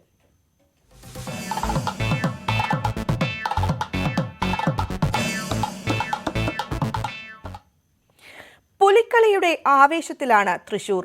മന്ത്രിമാരും പുലിമടയിൽ എത്തി. KS അശ്വതിയുടെ റിപ്പോർട്ട്. കാനാട്ടുകര ദേശത്തിനൊപ്പമാണ്. ന്യൂസ് 18 ചേരുന്ന പ്രേക്ഷകരിലേക്ക് ഇവിടുത്തെ ആവേശം എത്തിക്കുകയാണ്. നമ്മളോടൊപ്പം ഒരു ഗംഭീര പുലിയുണ്ട്. ഗംഭീര പുലി. ഇത് കണ്ട പുലി ഗർജിക്കുന്ന പുലിയാണ്. എന്താണ് ഏട്ടാ, എങ്ങനെയുണ്ട് ഇത്തവണ പുലികളി? അടിപൊളി. വൈബ് എങ്ങനെയുണ്ട്? അടിപൊളി. ഇത് എത്ര കാലമായിട്ട് നമ്മള് പുലി? 36 വർഷമായി. 36? അപ്പൊ താങ്കൾക്ക് എത്ര വയസ്സുണ്ട്? എനിക്കിപ്പോ 50 വയസ്സാവണു. പറയില്ല കേട്ടോ. ഈ ഗംഭീര പുലിയാണ്. ഇതാ പുലി. ചേട്ടാ, നമ്മള് മത്സരത്തിന് ഇറങ്ങുമ്പോ എന്തൊക്കെയാണ് ശ്രദ്ധിക്കാറ്? നമ്മളെ കളികള് ഒരു ആവേശമാണത്. അതിനുവേണ്ടി നമ്മൾ തയ്യാറെടുപ്പാണ് ചെയ്യണത്. നമ്മൾ ഇത്തവണ എത്ര പേര് ഇറക്കുന്നത്? എത്ര പുലികൾ? 51 പുലികളുണ്ട്. 51 പുലികളെയാണ് ഇറക്കുന്നത്. അതിൽ ഗംഭീര പുലിയാണ് നിൽക്കുന്നത്. ഈ ഇത് 2 ചരിത്രമാണ് കേട്ടോ. കേരളവർമ്മ കോളേജിലാണ് ഒരുക്കം നടക്കുന്നത്. അപ്പൊ 2 ചരിത്രമാണ്. പുലികളിയും കേരളവർമ്മ കോളേജും. ഒരു രക്ഷയില്ലാത്ത ആംബിയൻസ് ആണ്, ഒരു രക്ഷയില്ലാത്ത വൈബാണ് നടക്കുന്നത്. അപ്പൊ നമ്മൾ ഇറങ്ങിയ പുലി ആവേശം. ഇനി ഏകദേശം ഒരു നമ്മള് ചെണ്ടമേളമൊക്കെ വരുമ്പോഴേക്കും അടിപൊളിയാവും. ആ ഒരു ആവേശം കൊണ്ട് കയറും അല്ലേ? സ്വരാജ് റൗണ്ടിലേക്ക് വരുമ്പോ ഒരു 6 മണിയാവും. 6 മണിയാവുമ്പോ അങ്ങേ അറ്റത്തേക്ക് എത്തും. മിനിസ്റ്റേഴ്സ് ഒക്കെ വന്നിട്ടുണ്ട് ഇങ്ങോട്ടേക്ക്. നമുക്ക് അവരുടെ പ്രതികരണത്തിലേക്ക് കൂടി ഒന്ന് പോകണം. നമുക്കൊന്ന് അകത്തോട്ടേക്ക് പോയാലോ? ഷംന വരൂ, നമുക്ക് അവരുടെ അടുത്തേക്ക് പോവാം. ഇപ്പോ നമുക്ക് മിനിസ്റ്റേഴ്സിന്റെ അടുത്ത് ചോദിക്കാം. അവര് അതാ വരയ്ക്കാൻ പോവാണ്. പുലി അതെ, കളക്ടറും മിനിസ്റ്ററും ഒക്കെ ചേർന്ന് പുലികളിക്കുള്ള ആവേശം അതിന്റെ അങ്ങേയറ്റം. മന്ത്രി നേരിട്ടെത്തുമ്പോ അത് പുലികൾക്കുള്ള ആവേശം അത് 10 മടങ്ങാകുന്നു എന്നുള്ളതാണ്. മിനിസ്റ്റർ, എങ്ങനെയുണ്ട് ഇത്തവണത്തെ ഒരു ആവേശം? പുലിക്കളിക്ക് തൃശ്ശൂർ ഒരു കുറവുണ്ടാവില്ല എന്ന് എല്ലാവർക്കും അറിയാം. അതിഗംഭീരമായി പുലിക്കളിയുടെ എല്ലാ ആഘോഷങ്ങളിലേക്കും പോവുകയാണ്. ഇപ്പൊ നിങ്ങൾ നിൽക്കുന്നത് കാനാട്ടേറ് ദേശത്തിന്റെ, ഞാൻ പഠിച്ച ക്യാമ്പസാണിത്. ഞാനിങ്ങനെ പറയായിരുന്നു, 2 ചരിത്രമാണ് ചേരുന്നത്. അതിന്റെ സന്തോഷം കൂടിയുണ്ട്. നമ്മുടെ ഭക്ഷ്യവകുപ്പ് മന്ത്രി ആദ്യമായിട്ടത് കാണുന്നത്. ഞാൻ ഇതുവരെ തൃശ്ശൂർ പലവട്ടം വന്നിട്ടുണ്ടെങ്കിലും പുലിക്കളിയും പുലിമടയും ഒന്നും കണ്ടിട്ടില്ല. അതുകൊണ്ട് പുലിമടയിൽ എത്തിയിട്ട് എക്സ്പീരിയൻസ് എന്റെ പേരക്കുട്ടിയെയും മകളെയും കാണിക്കാൻ വേണ്ടി വന്നിട്ടുണ്ട്. കണ്ടിട്ട് എങ്ങനെയുണ്ട്? വരച്ചിട്ട് എങ്ങനെയുണ്ട്? പിന്നെ വളരെ ആവേശകരമല്ലേ. നമ്മള് പുലികളെ അടുത്ത് കാണുന്നത് ആദ്യമാണ്. അതെ, പുലികളെ അടുത്ത് കാണുക മാത്രമല്ല, അവരുടെ യഥാർത്ഥ രൂപത്തിൽ നിന്ന് മാറി വരുന്ന രൂപവും അതിന്റെ തുടക്കവും കാണുകയല്ല, പെയിന്റിംഗ് എല്ലാം. ഗംഭീര പുലിയുണ്ടോ നിൽക്കുന്നവര്? ഈ തൃശ്ശൂരിന്റെ പുലികളിക്ക് വലിയ പ്രത്യേകതയുണ്ട്. സാധാരണ പുറത്തൊക്കെ ആളുകൾ പുലികളി എന്ന് പറയും. ഇവിടെ പുലികളി എന്ന് പറഞ്ഞാൽ അപ്പടി കിട്ടും. പുലിക്കളിയാണ് തൃശ്ശൂരിന്റെ വിശേഷം. നമ്മുടെ ഗാനഗന്ധർവ് യേശുദാസ് പണ്ട് യൂസഫ് അലി കേച്ചേരി എഴുതിയൊരു ഓണപ്പാട്ട് പാടി. വളരെ പ്രസിദ്ധമായ ഓണപ്പാട്ടാണ്. 3 ഓണത്തിന് പുലിക്കളി കാണാൻ മുറപ്പെണ്ണു വന്ന് തന്നെ കാത്തു നിന്നു എന്നാണ് പറയുന്നത്. പാടുന്നത് ഗാനഗന്ധർവൻ യേശുദാസാണ്. എഴുതിയത് മലയാളിയുടെ സാഹിത്യ ലോകത്തെ അത്ഭുതകരമായിട്ടുള്ള കാൽപ്പനികത ഉണർത്തിയ യൂസഫ് അലി കേച്ചേരിയാണ്. പക്ഷെ തൃശ്ശൂർ ആളുകൾ പറഞ്ഞു ഇതിവിടെ പാടാൻ പറ്റില്ല ഗഡി എന്ന് പറഞ്ഞു. കാരണം 3 ഓണത്തിനല്ല പുലി ഇറങ്ങുക, 4 ഓണത്തിനാണ് പുലി ഇറങ്ങുക. അത്രമേൽ സൂക്ഷ്മമായി തൃശ്ശൂർ കാണുന്ന അവരുടെ ആചാരങ്ങളിലും അഭിമാനങ്ങളിലും പെട്ടൊന്നാണ് പുലിക്കളി. മാത്രമല്ല, നിങ്ങൾ പ്രധാനമായും ഫോക്കസ് ചെയ്യേണ്ടത് പുലിക്കളിയുടെ ഈ ആരവങ്ങൾക്കിടയിലുള്ള സംവിധാനങ്ങൾ മാത്രമല്ല, പുലിക്കളിക്ക് വേണ്ടി കലാകാരന്മാർ അനുഭവിക്കുന്ന ഒരു പ്രയാസമുണ്ട്. സത്യത്തിൽ ഈ സാംസ്കാരിക വകുപ്പ് ഈ കലാകാരന്മാരെ കൂടി അവരുടെ മറ്റ് അനവധി സംവിധാനങ്ങൾ നൽകുന്ന, സഹായങ്ങൾ നൽകുന്ന ലിസ്റ്റിലേക്ക് പെടുത്തണം എന്ന് ഞങ്ങൾ എല്ലാവരും ആവശ്യപ്പെട്ടിരിക്കുകയാണ്. കാരണം ഈ കലാകാരന്മാർ മറ്റൊരു നടനത്തിനും ചുവടുവെക്കുന്നവരെ പോലെയല്ല. ഇന്നലെ ആരംഭിക്കുകയാണ്, ശരീരം മുഴുവൻ വടിച്ചു വൃത്തിയാക്കും. ഇന്ന് രാവിലെ 5 മണിക്കും 4 മണിക്കും വന്നവരായിരിക്കും ഇവര്. ശരീരത്തിൽ സാധാരണ പോലെ മറ്റിടത്ത് പുലിക്കളി കാണുന്നത് പോലെ ഒരു കോട്ടിടുകയല്ല, ഏതെങ്കിലും ഇലയിൽ ചായം തേക്കുകയല്ല, ശരീരത്തിൽ ഇനാമൽ പെയിന്റ് വെച്ച് തേക്കുകയാണിത്. 6 മണിക്കൂർ വേണം ഇത് ഇങ്ങനെ കളറായിട്ട് വരയ്ക്കാൻ. ഇനി 2 മണിക്കൂർ ഉണങ്ങാൻ കാത്തു നിൽക്കണം. ഇപ്പൊ ഒരു പുലി അവിടെ നിൽക്കണ കണ്ട, വടി കുത്തിപ്പിടിച്ച പുലിയാണ്. പുലികളെല്ലാം ഇനി വടിപ്പുറത്ത് നിൽക്കും. കാരണം തൊട്ടു പോകാതിരിക്കാൻ അങ്ങനെ നിൽക്കണം. 2 മണിക്കൂർ ഇത് ഉണങ്ങാൻ വേണം. പിന്നെ 2.5 മണിക്ക് ചൂട് വെയിലത്ത് ഇറങ്ങണം. വൈകുന്നേരം 9 മണിക്ക് ലൈം ലൈറ്റ് ഒക്കെ അവസാനിച്ച് നമ്മളെല്ലാവരും സമ്മാനം കൊടുത്ത് പിരിഞ്ഞാൽ പിന്നെ ഇവരുടെ രാത്രി പോകുന്നത് നമ്മളെ പോലെ ഉറങ്ങാനല്ല, മണ്ണെണ്ണ കുളിയിലേക്കാണ്. മണ്ണെണ്ണ ഒഴിച്ച് ശരീരം മുഴുവൻ വൃത്തിയാക്കണം. ഇതിന് വരയ്ക്കുന്ന കലാകാരന്മാരുണ്ട്, പലപ്പോഴും ബിയോണ്ട് ദ കർട്ടനാണ്. എത്ര മനോഹരമായിട്ട് ഇതൊന്ന് വരച്ചെടുക്കണമെങ്കിൽ ഓരോരുത്തരും ചിത്രം നോക്കി ഇത് വരയ്ക്കും. ഇത്തരം ആളുകളെ പൊതുസമൂഹത്തിന്റെ മുമ്പിൽ കൊണ്ടുവരിക തീർച്ചയായിട്ടും വളരെ സന്തോഷം. പുലിക്കളിക്ക് പിന്നെ തൃശ്ശൂര് താളങ്ങൾക്കൊരു പ്രത്യേകതയുണ്ട്. ഇതൊക്കെ ഓരോ സ്റ്റെപ്പാണ്. പുലിവേഷം, പുലിമുഖം, പുലിയുടെ സ്റ്റെപ്പ്, പുലി കൊട്ട്, പുലിയുടെ അരമണി, ഇതിനൊക്കെ ഓരോ പ്രത്യേകതയുണ്ട്. പുലിക്കൊട്ടിന് തന്നെയുള്ള പ്രത്യേകത. ഇപ്പൊ തൃശ്ശൂർ പൂരത്തിന് പാണ്ടിമേളമുണ്ട്, പഞ്ചാരി മേളമുണ്ട്. തൃശ്ശൂർ താളം പിടിക്കുക കൈകൊണ്ട് താളം പിടിക്കും. തൃശ്ശൂർ വലിയ താളാണ്. പുലിക്കൊട്ടിന് കൈകൊണ്ടല്ല. ഇന്ത്യൻ പ്രധാനമന്ത്രിയായി തെരഞ്ഞെടുക്കപ്പെട്ടാലും തൃശ്ശൂർക്കാരനാണെങ്കിൽ കാലുകൊണ്ട് താളം പിടിക്കും പുലിക്കളിക്ക്. അതൊരു പ്രത്യേക കൊട്ടാണ്, ഒരു വന്യമായ താളാണ്. എടക്കയും ഉടുക്കും ചണ്ടയും, അതാണ് ഈ താളത്തിന്റെ പ്രത്യേകത. അതങ്ങ് കൊട്ടി വന്യമായിട്ടുള്ള താളത്തോടു കൂടി അങ്ങ് ഇറങ്ങുമ്പോ അത് പൊളിക്കും. അല്ലെ, അടിച്ചു തകർക്ക. പിന്നെ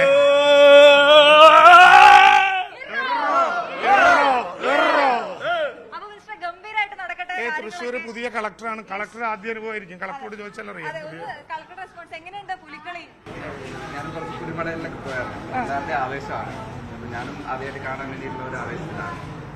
ഓക്കെ, എന്തായാലും ഗംഭീരമായിട്ട് നടക്കട്ടെ മിനിസ്റ്റർ. നമുക്ക് ആദ്യം നടക്കുമെന്നൊക്കെ ഒരു ടെൻഷൻ ഉണ്ടായിരുന്നു അല്ലേ? ടെൻഷനില്ല, സർക്കാർ വളരെ പോസിറ്റീവ്. ഇവരെല്ലാവരും നമ്മുടെ ഈ ജില്ലയിലല്ലാത്ത മന്ത്രിമാരുൾപ്പെടെ ഇത് നടക്കണം. ചില പ്രയാസങ്ങളുണ്ടെങ്കിലും ചൂരൽമല മനസ്സിലൊക്കെ സൂക്ഷിക്കുന്നുണ്ടെങ്കിലും നമുക്ക് ആ പ്രയാസം ഇവർ തീരുമാനിച്ച ഏറ്റവും പ്രധാനപ്പെട്ട കാര്യം ഇത് നടത്തുമ്പോഴും ഇതിൽ നിന്ന് കിട്ടുന്ന ഒരു കൊച്ചു വരുമാനം അത് ഇതൊക്കെ നഷ്ടത്തിലാണ് പലപ്പോഴും ഉണ്ടാകുക. എന്നാലും പണം മാറ്റിവെച്ചുകൊണ്ട് ചൂരൽമലയിലെ ദുരിതബാധിതർക്ക് കൊടുക്കണം. അപ്പോൾ ദുരിതത്തിനിടയിലും ഇത് നടത്താൻ തീരുമാനിച്ചു എന്നുള്ളതാണ് ഏറ്റവും പ്രധാനപ്പെട്ടത്. അപ്പൊ എന്തായാലും മന്ത്രിമാരൂടെ എത്തിയതോടെ പുലിമടകൾ അങ്ങനെ സജീവമായിട്ട് പോയിക്കൊണ്ടിരിക്കുകയാണ്. അതെ, കേരളവർമ്മ കോളേജിലെ പൂർവ്വ വിദ്യാർത്ഥി കൂടിയായ മന്ത്രി ഇങ്ങോട്ടേക്ക് എത്തിയപ്പോൾ അതിന്റെ ആവേശം അങ്ങ് വാനോളം എത്തിയിരിക്കുന്നു. സജിത്ത്, ഇനിയുള്ള മണിക്കൂറുകൾ ഓരോ നിമിഷവും പുലിമടകളിൽ ആവേശം കൊള്ളുന്ന കാഴ്ച. മിനിസ്റ്റർമാർ രണ്ടുപേര്, ഒപ്പം കളക്ടർ ഇങ്ങോട്ടേക്ക് എത്തുന്നു. പോലീസിന്റെ ഒരു കർശന നിയന്ത്രണം തൃശ്ശൂരിനെ സംബന്ധിച്ച് ഉണ്ട് എന്നുള്ളതാണ്. ഇത്തവണ പ്രത്യേകിച്ച് സംഘാടക സമിതിയിലുള്ളവരെ കൂടി നിയന്ത്രണത്തിലേക്ക് എത്തിക്കുമ്പോൾ അവിടെ കാര്യങ്ങൾ വളരെ സുഗമമായി നടക്കുമെന്ന് നമുക്ക് പ്രതീക്ഷിക്കാം. വലിയ ഗതാഗത നിയന്ത്രണം ഉൾപ്പെടെ തൃശ്ശൂർ നഗരത്തിൽ ഇപ്പോൾ തുടങ്ങിക്കഴിഞ്ഞു എന്ന് വേണം പറയാൻ. ഇനി പുലികൾ ഇറങ്ങുന്ന സമയമാണ്. പുലിമടകളിൽ നിന്നും പുലികൾ ഇറങ്ങുന്ന സമയം. അത് നമുക്കറിയാം, സ്ത്രീകളുണ്ട്, കുട്ടികളുണ്ട്. ഇത്തവണ പുലികളിക്കായിട്ട് ഓരോ സ്പെഷ്യാലിറ്റി ഉള്ള പുലികളെ ഇറക്കാനുള്ള മത്സരം അത് തുടങ്ങിക്കഴിഞ്ഞിരിക്കുകയാണ്. നമ്മളിപ്പോൾ കാണുന്നത് കേരളവർമ്മ കോളേജിൽ നിന്നുള്ള വിശേഷങ്ങളാണ്. പുലിമടയിലാണ് നമ്മൾ ഉള്ളത്. എന്തായാലും മിനിസ്റ്റർ എത്തിയതോടെ വലിയ ആവേശം ഇവിടെയുണ്ട്. മയ്യെഴുത്തുകൊണ്ട് പുലിക്കളിയിൽ സജീവ സാന്നിധ്യമാകുന്നുണ്ട് വനിതകളും. പാട്ടുരായ്ക്കൽ പുലിമടയിൽ 2 വനിതകളാണ് മയ്യെഴുത്തിൽ സജീവമായിട്ടുള്ളത്. വിദ്യാർത്ഥിനിയായ ശ്രീതുവും അധ്യാപികയായ ലതയും. CV അനുമോദിന്റെ report.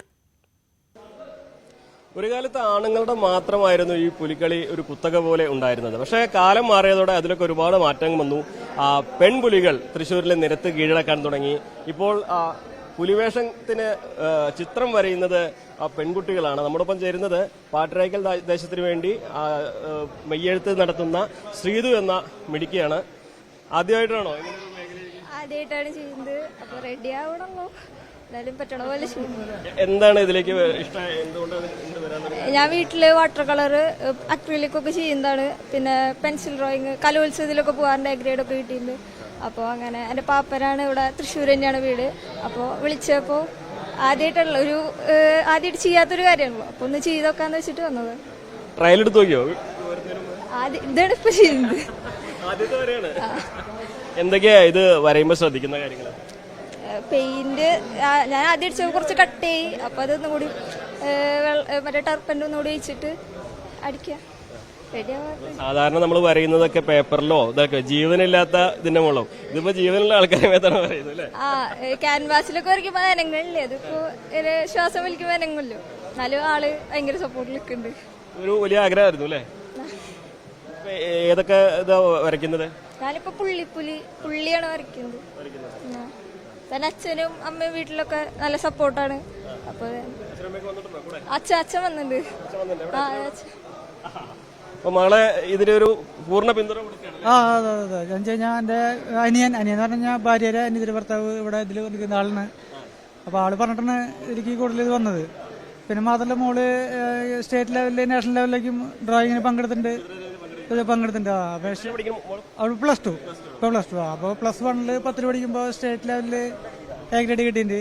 പിന്നെ നാഷണൽ ലെവലിൽ പങ്കെടുക്കാൻ പറ്റുന്നുണ്ട്, ഡൽഹിയിൽ പോയിട്ട് 10 ദിവസം പരിപാടി പങ്കെടുക്കാം. അപ്പോൾ ഈ പരിപാടി എന്ന് വെച്ച് കഴിഞ്ഞാൽ അത് മേത്ത് വരയ്ക്കുന്നതുകൊണ്ട് ശരീരം കിടന്ന് അനങ്ങുന്നതുകൊണ്ട് വരയ്ക്കാൻ കുറച്ച് ബുദ്ധിമുട്ടുണ്ടെന്ന് പറയുന്നത്. മറ്റേ നമ്മൾ ക്യാൻവാസിലോ അല്ലെങ്കിൽ പേപ്പറിൽ വരയ്ക്കുന്ന പോലെയല്ല, അതൊന്നും നമ്മുടെ ഇഷ്ടത്തിൽ നമുക്ക് കറക്റ്റായിട്ട് വരച്ചെടുക്കാമല്ലോ. അപ്പൊ അതിന്റെ ഒരു ബുദ്ധിമുട്ടുണ്ടെന്ന് പറയുന്നുണ്ട്. നമ്മളെ നാടിന്റെ ഒരു സാംസ്കാരിക ഉത്സവത്തിന്റെ ഭാഗമായിട്ടാണ് പങ്കെടുക്കാന്ന് പറയുന്നത്. അതാണ് ഏറ്റവും വലിയ കാര്യം.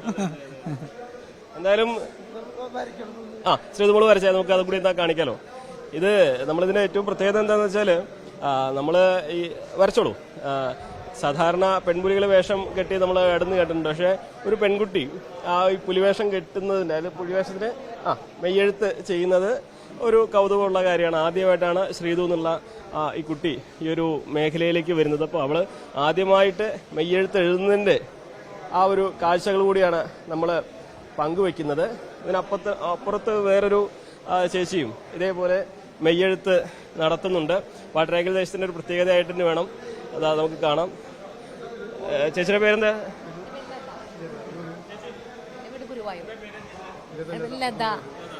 ആദ്യമായിട്ടാണോ മെയ്യെഴുത്ത്? എന്താ ചെയ്യുന്നത്? ഞാൻ മ്യൂസിക് ടീച്ചറാ, ചിത്രകാരിയും കൂടിയാ. അപ്പൊ എന്തുകൊണ്ടാണ് ഈ ഒരു മെയ്യെഴുത്തിലേക്ക് വരാനുള്ളത്? ഇത് എന്റെ ഫ്രണ്ട്സ് വിളിച്ചതാണ്. പക്ഷെ നമ്മുടെ സാംസ്കാരിക തലസ്ഥാനത്ത് ഇത്രയും വലിയൊരു ഓണാഘോഷ പരിപാടിയിൽ ഇങ്ങനത്തെ ഒരു ചെറുപ്പത്തില് ഭയങ്കര ഇഷ്ടമാണെന്ന് കാണാൻ സാധിച്ചിട്ടുണ്ടായിരുന്നില്ല. ഇപ്പൊ തൃശ്ശൂർ താമസം തുടങ്ങിയപ്പോ അത് കണ്ടപ്പോൾ ഭയങ്കര ഇഷ്ടം. പിന്നെ ചിത്രങ്ങളോടും കലകളോടും ഭയങ്കര ഒരു എന്താ പറയാന്ന് പറയാൻ, നമ്മൾ ഈ കേരളത്തില് നമ്മുടെ ഈ തൃശ്ശൂർ ഇത്ര വലിയ സാംസ്കാരിക പരിപാടിയിൽ പങ്കെടുക്കാൻ നമ്മളെ കൊണ്ട് പറ്റുന്ന ചെറിയൊരു കാര്യം ചെയ്യാൻ സാധിച്ചതിൽ വളരെയധികം സന്തോഷം. ഭയങ്കര സന്തോഷത്തിലാണ്, എക്സൈറ്റ്മെന്റിലാണ്. അതെ, ഇതില് എന്നെ വിളിച്ച ആൾക്കാരെ സുരേഷ് മുട്ടത്തിക്കാണ്. നമ്മൾക്ക് അവരോടാണ് കൂടുതൽ കടപ്പാട്. നമ്മൾക്ക് ഇവിടെ എത്താനുള്ള ഒരു സാധ്യത അവരാണല്ലോ നമുക്ക് ഉണ്ടാക്കിയുള്ളത്. പിന്നെ പണ്ടൊക്കെ പുരുഷന്മാരുടെ മാത്രം കുത്തകയായിരുന്നു പുലിക്കളി എന്ന് എല്ലാവരും പറഞ്ഞിരുന്നത്. പിന്നെ പെൺപുലികൾ ഇറങ്ങാൻ തുടങ്ങി, ഇപ്പൊ മെയ്യെഴുത്തില് സ്ത്രീകൾ വരാൻ തുടങ്ങി. ഒരു മാറ്റത്തിന്റെ അങ്ങനെ ഒരു സാധ്യത ഇഷ്ടമുണ്ടായിരുന്നു. എന്താ പെൺപുലി ആയാലെന്നൊക്കെ തോന്നി. പിന്നെ അത് ഞാനൊരു ടീച്ചറാണ്, അതുകൊണ്ട് തന്നെ ചിലപ്പോൾ അതൊരു അങ്ങനെ വേണ്ട എന്ന് വെച്ച് ചിത്രം വരയ്ക്കുകയാണെങ്കിലും നമ്മൾ ഇതിന്റെ ഒരു ഭാഗമാവാൻ പറ്റല്ലേ. ചെറിയൊരു നമ്മളെ കൊണ്ട് പറ്റുന്ന ഒരു കാര്യം ചെയ്യാന്നുള്ളതാണ്. സന്തോഷമാണ്. സാംസ്കാരിക നഗരിയിൽ നമുക്ക് ഇങ്ങനെ ഒരു പരിപാടിയിൽ പങ്കെടുക്കാൻ പറ്റിയ, നമ്മുടെ ഒരു ഭാഗമാവാൻ പറ്റുക എന്നുള്ളത് ഇത്ര വലിയ ഒരു ഓണ പരിപാടിയിൽ ഭയങ്കര സന്തോഷം. മെയ്യെഴുത്ത് തുടരട്ടെ, അതിന്റെ തിരക്കിലാണ്. നമുക്ക് കാണാം ചേട്ടന്മാരൊക്കെ വർഷങ്ങളായിട്ട് ചെയ്യുന്നത് അല്ലേ. അപ്പൊ ഇങ്ങനത്തെ ആൾക്കാർ, പുതിയ ആൾക്കാർ കടന്നു വരുന്നത് സന്തോഷമാണ്.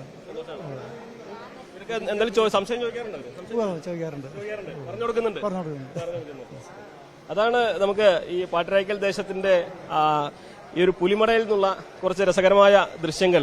മെയ്യെഴുത്ത് എഴുതുന്ന ആ പെൺ കരുത്ത് അല്ലെങ്കിൽ മെയ്യെഴുത്ത് എഴുതുന്ന ചിത്രകാരികളെയൊക്കെ നമുക്ക് ഇവിടെ നിന്നും പ്രേക്ഷകരിലേക്ക് എത്തിക്കാൻ കഴിഞ്ഞു. അതായത് മുൻപ് പുരുഷന്മാരുടെ മാത്രം കുത്തകയായിരുന്ന ആ പുലിക്കളി അവിടെ പെൺപുലികൾ നിരത്ത് കീഴടക്കാൻ തുടങ്ങിയിട്ട് കാലം കുറച്ചായി.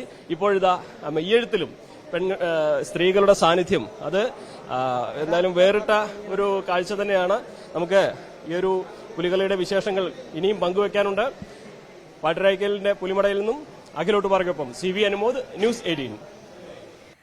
പാട്ടുരായ്ക്കൽ ദേശത്ത് നിന്ന് കൂടുതൽ വാർത്തകളും വിശേഷങ്ങളുമായി CV അനുമോദ് ചേരുകയാണ്. പാട്ടുരായ്ക്കലിലെ പുലിമടയിൽ എങ്ങനെ നടക്കുന്നു കാര്യങ്ങൾ? കുട്ടേട്ടൻ, നമുക്കറിയാം തൃശ്ശൂരിലെ ആഘോഷങ്ങളിലൊക്കെ കുട്ടേട്ടന്റെ സാന്നിധ്യം നമുക്ക് ഒഴിച്ചുകൂടാൻ പറ്റാത്തതാണ്. എങ്ങനെ ഈ തവണത്തെ പുലികളുടെ എല്ലായിടത്തും പോയിരുന്നു? ഞാൻ ഈ വിയ്യൂർ ദേശം എനിക്ക് വളരെയധികം സൗഹൃദമുള്ളതാണ്. അപ്പം ഞാൻ വിയ്യൂരെത്തി, ബാക്കിയുള്ള സ്ഥലങ്ങളിൽ എത്തണം. വിയ്യൂക്കാര് ഏത് കാര്യത്തിലും മുൻപന്തിയിൽ പുലിക്കളിയിൽ എത്താറുണ്ട്, പലപ്പോഴും സുഹൃത്തുക്കളാണ്. അപ്പം നല്ല ആവേശം പകരുന്ന പുലിക്കളി ടീമാണ് വിയ്യൂരിന്റെ. അപ്പോൾ ആദ്യം ഇവിടെ വന്നു, മറ്റുള്ള സ്ഥലത്ത് ഞാൻ പോകണം എന്ന പുലിക്കളി കാണാൻ പറ്റാറുണ്ട് എല്ലാ വർഷവും. അപ്പം ഞാൻ കാണാറുണ്ട്. കുട്ടിക്കാലം മുതൽക്ക് പൂരം പോലെ നമ്മുടെ മനസ്സിൽ നമ്മൾ താലോലിക്കുന്നതാണ് പുലിക്കളി. ആ പുലിക്കളിയുടെ നൃത്തവും പുലിരൂപവും സംയോജിച്ച് ആസ്വാദകർ സന്തോഷിക്കുക. ഓണക്കാലം അട്ടിപ്പൊളിയാകാൻ നമുക്ക്. പുലികളുടെ കൊട്ട് കേൾക്കുമ്പോൾ ഒരു വാദ്യകലാകാരൻ നിലയ്ക്ക് ചേട്ടൻ എന്താ തോന്നാറുള്ളത്?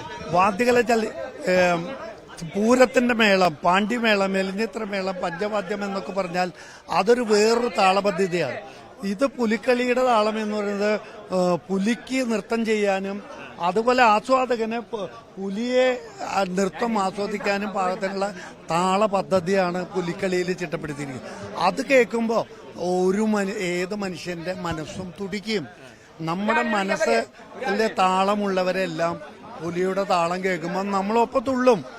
താളമാണ്, പക്ഷെ നമ്മളൊക്കെ താളം പിടിക്കാൻ പ്രേരിപ്പിച്ചു. അതന്നെ, ദിമുക്ക് ദിം ദിം ദിം തത്ത ദിമുക്ക് ദിം ദിം ദിം എന്ന് പറയുമ്പോ പുലിയായിട്ട് നമ്മള് ആ താളത്തിൽ കൂടെ നമ്മുടെ മനസ്സ് അവരിലേക്ക് എത്തുകയാണ്. നമ്മള് ചൂട് വെച്ചു.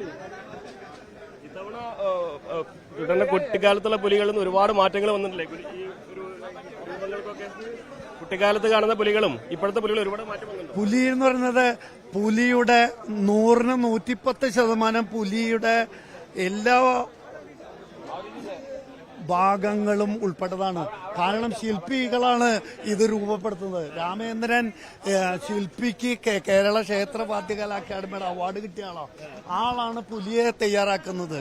ഈ ഓരോ പുലിയും ഒറിജിനൽ പുലിയുടെ രൂപമാക്കാൻ ഇതേപോലത്തെ കരവിരുതുകൾ. ഞാൻ ഇന്ന് രാമേന്ദ്രന്റെ ശിഷ്യനായിട്ട് ബ്രഷ് എടുക്കുകയാണ് ഇവിടെ. പുലിയുടെ രൂപത്തില് ബ്രഷ് ചെയ്യാൻ സാധിച്ചത് ഒരു പുതിയ അനുഭവമാണ്. അതായത് രാമേന്ദ്രൻ നന്നായിട്ട് പാട്ടുപാടും, ശില്പിയാണ്, ചേർപ്പുകാരനാണ്. ഇന്നിവിടെ വന്നപ്പോൾ പുലിയുടെ ആശാനാണ്. അപ്പോൾ നല്ല ശില്പികളാണ് ഈ പുലിയെ ഉണ്ടാക്കുന്നത്. അപ്പോൾ ഓരോ പുലിയും ഒറിജിനൽ പുലിയാണ്. അവരുടെ നൃത്തം അവർ കാലങ്ങളായിട്ട് പഠിച്ച് നൃത്തം ചെയ്യുന്നതാണ്. ഇത് വളരെ ശ്രമകരമായൊരു പണിയാണ്. എത്ര ദിവസത്തെ ആചാരാനുഷ്ഠാനം ചെയ്തിട്ടാണ് ഇതിന് ഇന്ന് കാലത്ത് മുതൽ ഇതിന് വേഷം കെട്ടി വൈകുന്നേരം കഴിയുന്നവരെ ഈ പുലിയായി തുള്ളാനുള്ള സ്റ്റാമിന വേണം.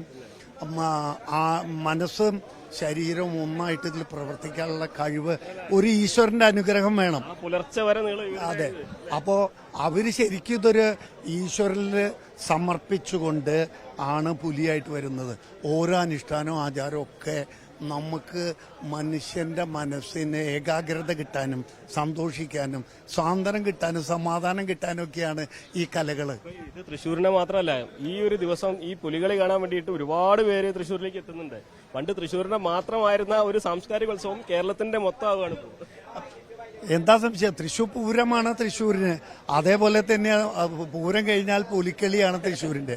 തൃശ്ശൂർക്കാരെന്ന് പറഞ്ഞാൽ ആൾക്കാർ ചോദിക്കും പുലി കെട്ടാറുണ്ടോ എന്ന്, അല്ലെങ്കിൽ മേളം കൊട്ടാറുണ്ടോ, അല്ലെങ്കിൽ ആനപ്പുറത്ത് കയറാറുണ്ടോ, അല്ലെങ്കിൽ എന്തെങ്കിലും ഉണ്ടാവും തൃശ്ശൂർക്കാർക്ക്. എന്തായാലും വളരെ സന്തോഷം കുട്ടികളുടെ ഇത്രയും സമയം നമ്മളോടൊപ്പം പങ്കുവെച്ചു. പുലിക്കളിക്ക് സഹായിയായി എത്തി ഒടുവിൽ പുലിവേഷം കെട്ടുകയാണ് തൃശൂർ സ്വദേശി നെല്ലിക്കുന്ന് അനിഷ. മെയ്യെഴുത്തിന്റെ ആവേശം കണ്ടാണ് നിമിഷനേരം കൊണ്ട് തീരുമാനം എടുത്തതെന്ന് അനിഷ ന്യൂസ് 18നോട് പറഞ്ഞു. അപ്പൊ പ്രിയപ്പെട്ട പ്രേക്ഷകരെ, പുലിക്കളി അതിന്റെ ആവേശത്തിലേക്ക് കിടക്കുമ്പോ സീതാറാമിൽ പ്രദേശത്താണ് നമ്മൾ ഉള്ളത്. അപ്പൊ ഇവിടെ ഒരു പെട്ടെന്നൊരു തീരുമാനം, പുലികളിക്കായിട്ട് നിമിഷ. അതെ, ആവേശം. എന്റെ കൂടെ പുലികളി കാണാൻ വന്നത് എന്റെ അനിത്യയാണ് സ്വന്തം. അതെ, സംഭവം എന്താണെന്ന് വെച്ചിട്ടുണ്ടെങ്കിൽ അനീഷയും പുലി ആവാൻ തീരുമാനിച്ചതാ. ഡ്രസ്സൊക്കെ എന്താ പെട്ടെന്ന് എന്താ സംഭവിച്ചത്? അതല്ല, ഞാൻ സത്യത്തിൽ ചേച്ചിനെ സപ്പോർട്ട് ചെയ്യാൻ കൂടെ നിൽക്കാൻ ഉദ്ദേശിച്ച് വന്ന ഒരാളാണ്. പക്ഷെ ഇവിടുത്തെ ഒരു ആവേശം ഒരു സിറ്റുവേഷനൊക്കെ കണ്ടു കഴിഞ്ഞപ്പോ പിന്നെ ഈ ചക്കാമുക്കിന്റെ ഒരു കുറച്ച് വിഷയങ്ങളൊക്കെ കേട്ട് കഴിഞ്ഞപ്പോ എനിക്ക് തോന്നിയത് ഞാനും ഇറങ്ങിയേക്കാം, എന്തിനും ഞാൻ മാറി നിൽക്കേണ്ട ആവശ്യം.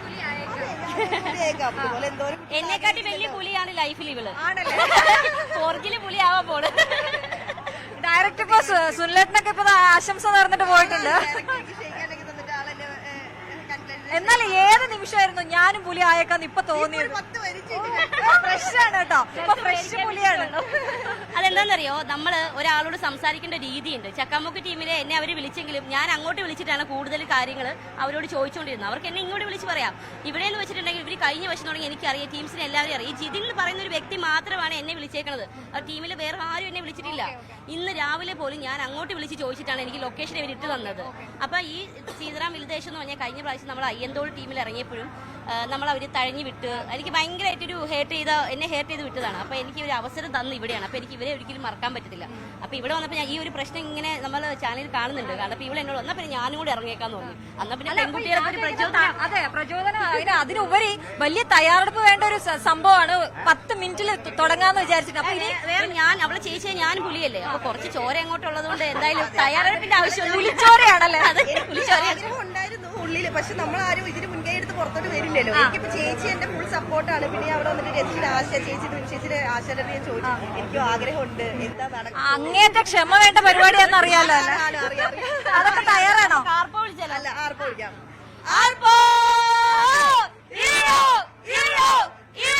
അപ്പൊ എല്ലാവിധ ആശംസകളും തകർത്തേക്ക് ഒരു പെൺപുലിയെ കൂടി കിട്ടിയിരിക്കുകയാണ്. Okay, thank you. Aranmula Uthrattathi Vallamkali ഇന്ന്. A, B ബാച്ചുകളായി 52 കരകളിൽ നിന്നുള്ള പള്ളിയോടങ്ങളാണ് മത്സരങ്ങളിൽ പങ്കെടുക്കുന്നത്. ഏറ്റവും കുറഞ്ഞ സമയത്തിനുള്ളിൽ ഫിനിഷ് ചെയ്യുന്ന പള്ളിയോടങ്ങളെ പങ്കെടുപ്പിച്ചാണ് ഫൈനൽ നടത്തുക. ശശിനാരായണന്റെ റിപ്പോർട്ട്. ആറന്മുള ആവേശത്തിമിർപ്പിലാണ്. ഉത്രട്ടാതി ജലമേളയ്ക്കുള്ള എല്ലാ ക്രമീകരണങ്ങളും പൂർത്തിയായി. ജലമേളയുടെ ക്രമീകരണങ്ങളെല്ലാം പൂർത്തിയാൻ ഇപ്പോൾ നമ്മോടൊപ്പം ചെയ്യുന്നത് ഈ പള്ളിയോട സേവാ സംഘത്തിന്റെ തന്നെ ഭാരവാഹിയാണ്. ചേട്ടാ, എങ്ങനെയാണ് ക്രമീകരണങ്ങളൊക്കെ? നമ്മളെല്ലാ ക്രമീകരണങ്ങളും ഇപ്രാവശ്യം പൂർത്തീകരിച്ചിട്ടുണ്ട്. വളരെ കുറഞ്ഞ സമയം കൊണ്ടാണ് നമുക്ക് ഈ വയനാട് ദുരന്തത്തിന്റെ പശ്ചാത്തലത്തിൽ ആഘോഷങ്ങളുടെ ഒരു ചെറിയ ആശയക്കുഴപ്പമുണ്ടായിരുന്നു. പക്ഷെ അതൊക്കെ നീങ്ങി വന്നപ്പോൾ വളരെ കുറച്ച് സമയം നമുക്ക് കിട്ടിയുള്ളൂ. ആ കുറച്ച് സമയത്തുൾപ്പെടെ എല്ലാം നമ്മൾ വളരെ തകൃതിയായി ഒരുക്കങ്ങൾ പൂർത്തീകരിച്ചിട്ടുണ്ട്.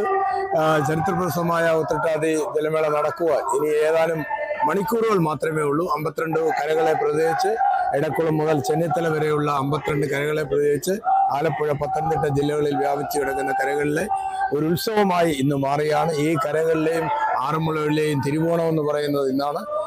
ഇന്നാണ് ഇവിടെ നാനാജാതി മതസ്ഥരും എല്ലാ ബന്ധുമിത്രാദികളും എന്ന ആറന്മുളയിലേക്ക് ഒഴുകിയെത്തുകയാണ്. ഇന്ന് അതുപോലെ തന്നെ 52 പള്ളിയോടങ്ങളെ വർണ്ണശബളമായ ജലഘോഷയാത്ര നമ്മൾ ഈ നിൽക്കുന്ന ഈ സത്രക്കടവിൽ നിന്നും മേളിലേക്ക് വെച്ചുപാട്ട് പാടി തുഴഞ്ഞ് അതിമനോഹരമായി മേളിലേക്ക് പോകും. അതിനുശേഷം നമ്മൾ കുറ്റമറ്റ രീതിയിലുള്ള ഒരു മത്സര വള്ളംകളിയാണ് ഇപ്രാവശ്യം ക്രമീകരിച്ചിരിക്കുന്നത്. സാധാരണ നേരത്തെ നമുക്ക് മത്സരം വള്ളംകളിയിൽ ഇപ്രാവശ്യമാണ് ഒരു മത്സര വള്ളംകളിയായിട്ട് തീരുമാനമെടുത്തത്. അപ്പൊ എന്ന് വെച്ചാൽ നമ്മുടെ ആചാര അനുഷ്ഠാനത്തിനോടൊപ്പം തന്നെ നമ്മൾ ഇപ്രാവശ്യം ഒരു മത്സര വള്ളംകളി, എല്ലാ പ്രാവശ്യവും മത്സര വള്ളംകളി ഉണ്ട്. പക്ഷെ നമ്മളെ സംബന്ധിച്ച് ആ മത്സര വള്ളംകളി നടത്തുന്നതിനകത്ത് കുറേ ആശയക്കുഴപ്പങ്ങളുണ്ട്. സ്റ്റാർട്ടിംഗ് പോയിന്റിൽ വള്ളം വിടുന്നതിന് തമ്മിൽ പള്ളിയോടങ്ങളിലെ കരക്കാരുടെ പരാതികൾ, അങ്ങനെയുള്ള പല പല ആശയക്കുഴപ്പങ്ങളുണ്ട്. അതുകൊണ്ട് നമ്മൾ ചിന്തിച്ചപ്പോൾ ഇപ്രാവശ്യം നെഹ്റു ട്രോഫി സ്റ്റാർട്ടിങ് ചെയ്യുന്ന പോയിന്റിന്റെ അടിസ്ഥാനത്തിലുള്ള ഗണ്ണ് വിടുമ്പോൾ ഡിസ്കണക്ട് ആകുന്ന ആ രീതിയിലുള്ള ബെൽറ്റിൽ വെച്ച് ഏകദേശം ഒരേ പള്ളിയോടങ്ങളെ ഒരേപോലെ പിടിച്ച് സ്റ്റാർട്ടിങ് കൊടുത്ത് അത് ഫിനിഷിംഗ് പോയിന്റിൽ വരുമ്പോൾ അതിൽ നമ്മളെ സംബന്ധിച്ച് ടൈമിംഗ് നോക്കി ഏറ്റവും കുറഞ്ഞ സമയം കൊണ്ട് വരുന്ന 4 പള്ളിയോടങ്ങളെ ഫൈനലിലേക്കും അടുത്ത 4 പള്ളിയോടങ്ങളെ ലൂസേഴ്സ് ഫൈനലിലേക്കും ആകുമ്പോൾ എ ബാച്ചിന്റെ പരിപാടികൾ തീരും. അതിനുശേഷം നമ്മളെ സംബന്ധിച്ച് പിന്നീട് വരുന്നത് ബി ബാച്ചിന്റെയാണ്. ബി ബാച്ച് അതുപോലെ ആകുമ്പോൾ 16 പള്ളിയോടങ്ങളുടെ കളിയോടുകൂടി ഇപ്രാവശ്യത്തെ മന്ദൻ ട്രോഫിക്ക് വേണ്ടിയുള്ള വള്ളംകളി ഇന്ന് വൈകിട്ട് നടക്കും. 52 കരകളിൽ നിന്നുള്ള പള്ളിയോടങ്ങളാണ് മത്സരിക്കുന്നത്. റിപ്പോർട്ട് തയ്യാറാക്കിയത് ശശിനാരായണൻ. ഇനിയൊരു ഇടവേള.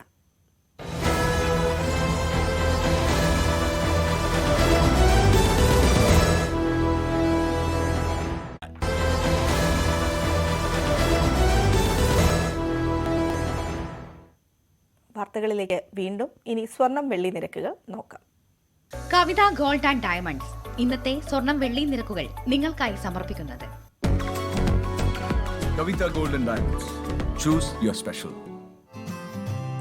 സ്വർണം 22 ക്യാരറ്റ് ഗ്രാമിന് 6850 രൂപ, പവന് 54,800 രൂപ.